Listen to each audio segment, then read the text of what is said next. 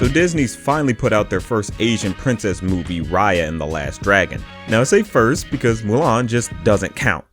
Don't give a crap what Disney says, she's still cool though, she just is not a princess. Sue me. Back to business though, this was definitely something fairly different from Disney in regards to their Disney princess line. It was leaning more on an adventure aspect with the princess going off to save the world angle. As I watched it, I felt like I was given something very different from the Mouse House. I'll admit the movie suffered from bad trailer-citis, which a lot of the great Disney and Pixar films usually suffer from, and I can happily say that is the case here. This turned out to be a really, really good film. This is a movie filled with a lot of lore, character, culture, and heart. The story revolves around the land of Kamandra being separated into 5 different nations named after parts of a dragon: the tail, spine, talon, fang, and heart. The nations lived in harmony with dragons until these evil monsters called the Droon invaded, forcing the dragons to sacrifice themselves to save humanity by creating a stone that wards off the Droon.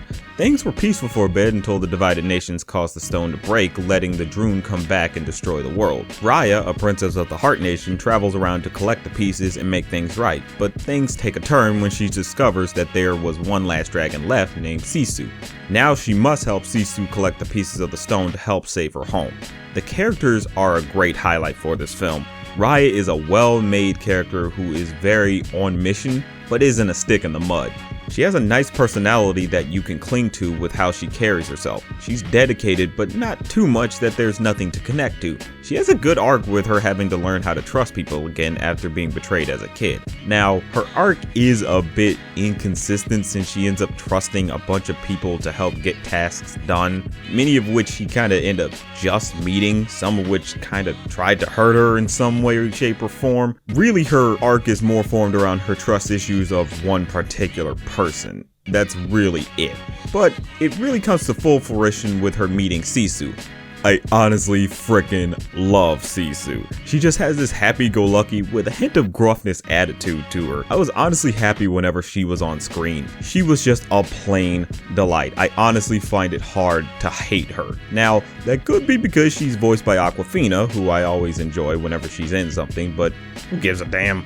Her bond she builds with Raya is well done, and you see the connection the two make come through naturally. It is something I find pretty endearing with this film. Now, Sisu's design was something I saw complaints towards, with her being a bit simplified with her initial concept art. She was probably made simpler due to them wanting her to be pretty expressive, and having a more complex design would have been too difficult to accomplish.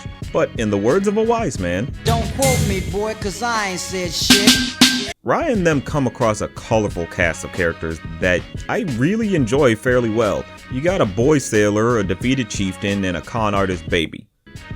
Yeah, I wasn't expecting anything like that either, yet here we are. There's also an antagonist named Amari who was the one to betray Raya when they were kids. She works as a great antithesis to Raya with her more stoic and hardened attitude.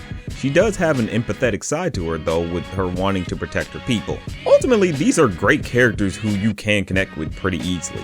Now, I want to say this animation makes this film the absolutely most gorgeous Disney animated movie I've seen from this particular studio. The use of lighting and textures is just a chef's kiss with how phenomenal they are. They even pull off these epic fight scenes that can be pretty intense. Like, you watch this and it's like, this is from Disney? Jesus.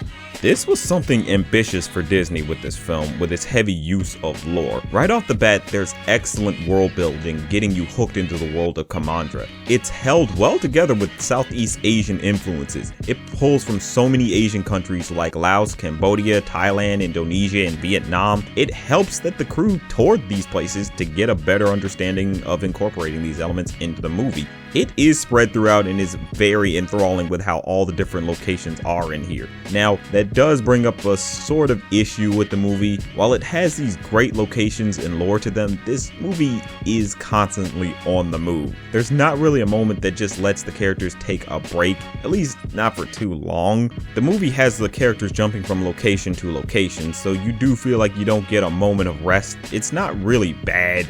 Honestly, it's something that's just maybe in the back of your mind, I do think the movie could have benefited from being 2 hours instead of an hour and 40 minutes. You can still have a good time, just be ready for a bit of a run. You're definitely going to have your mind constantly on the move with this type of movie. I watched it though, and I was very much hooked to everything the movie was giving me, so it's not that it's going to be bad or distracting. I think you definitely can get a lot from this. This honestly is a movie that oozes love and care, and definitely one that you can put some trust in.